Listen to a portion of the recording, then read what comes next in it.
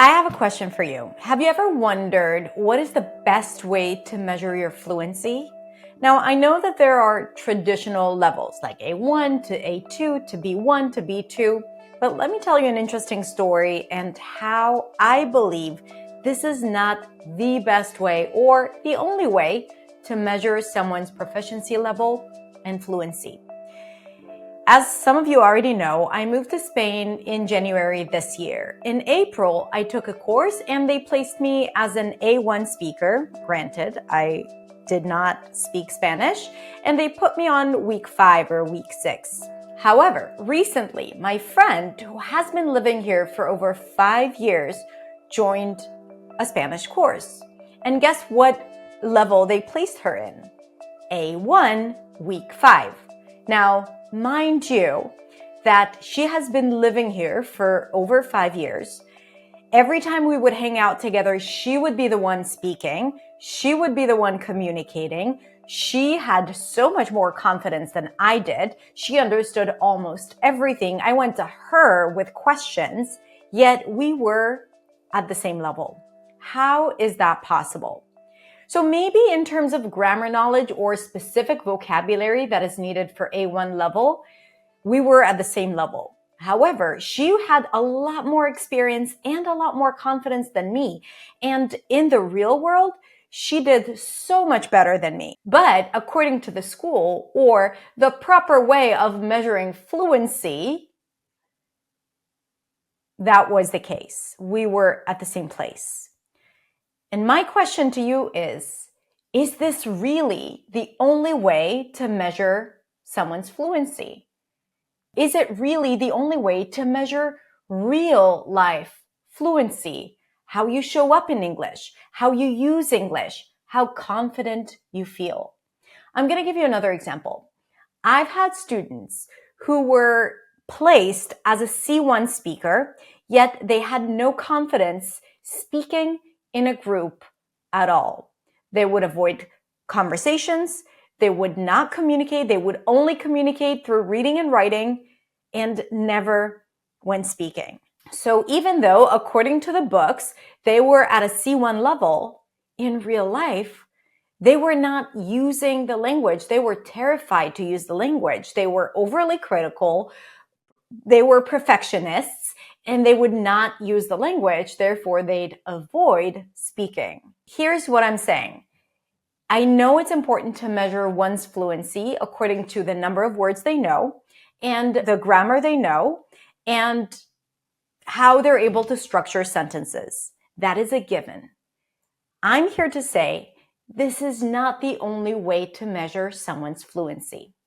I believe that a speaker's fluency is also measured according to the confidence level they have, how they show up, how they behave in English, the choices they make in English, and the experience they have in English using the language in real life. Your mindset, behavior, habits, and experience determine your performance in English. Not just how many words you know, not just the grammar you know, and not just how well you structure sentences. Now, I know it's harder to measure confidence and it's harder to measure experience, but there is a way to know your level based on your mindset, your confidence, and your behavior in English. And I'm going to tell you all about it. I developed a speaking success path that outlines the experience of a speaker who already knows English at the level where they can understand English and use English without needing to use a translator. So I'm not talking about true beginners who are just starting out with their English journey. No, I'm talking about people who have studied English and they understand English in a way that doesn't require them to use a translator. Now, the path is somewhat linear, but you can also skip between the stages. Now, I've used this success path with my students inside my program Beyond, and it has been an incredible tool to help them identify where they're at and what they need to do to achieve that. The speaking path ranges from the avoider to the anxious speaker, to the brave speaker, to the challenger, to the influencer. Whether you're the avoider, anxious speaker, brave speaker, challenger, or influencer, there's a lot you can learn about how you show up in your experience in English once you understand that your fluency level goes above and beyond just the typical A1 to C2 levels. Now, I created this quiz and you can actually take it right now. It's absolutely free, so you can identify your stage and also get resources and tips and strategies to get to the next stage. Sometimes all you need to do is just change your mindset to get to the next stage. Let me tell you this, it's not easy, but it is possible. And sometimes it requires more effort or intentional practice to be able to reach the next stage.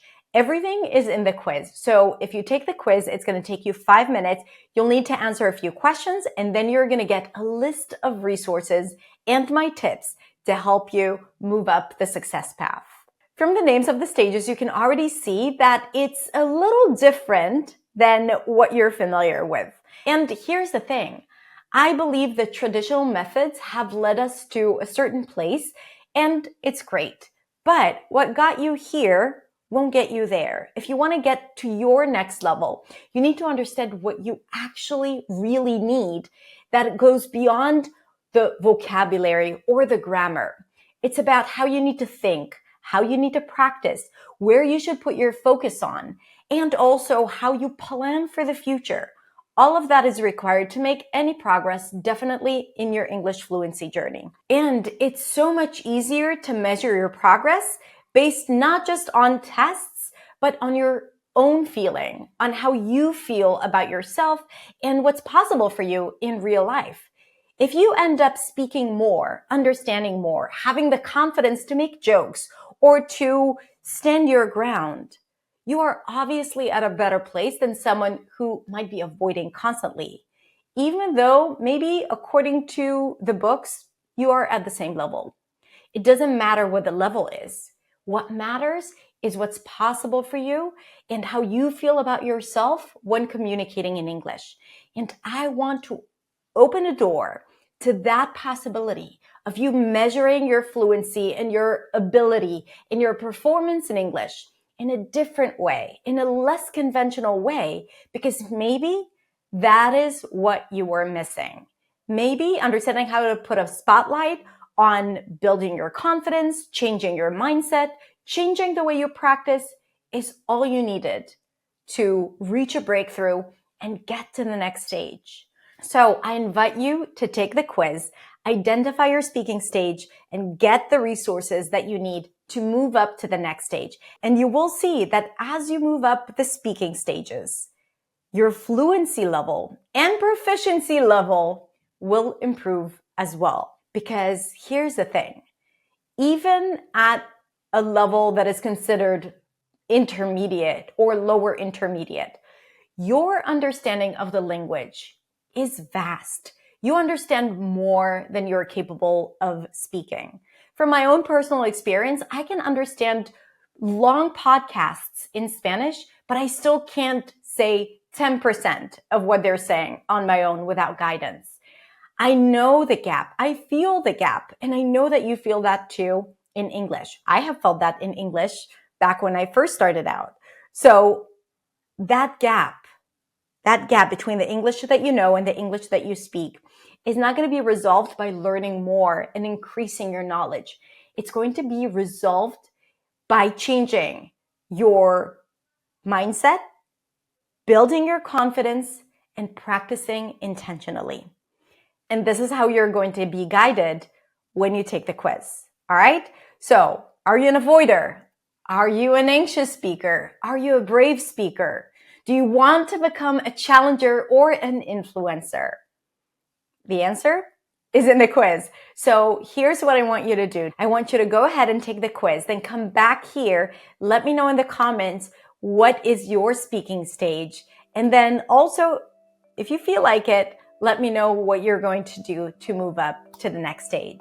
I hope this was helpful, and I hope this helped you think about proficiency and fluency in a different way, in a way that takes you into consideration as an individual with feelings and thoughts and habits and emotions and experiences that might prevent you from building fluency. And unless you address those things and your pain points and your struggles, it's going to be really hard to improve your fluency.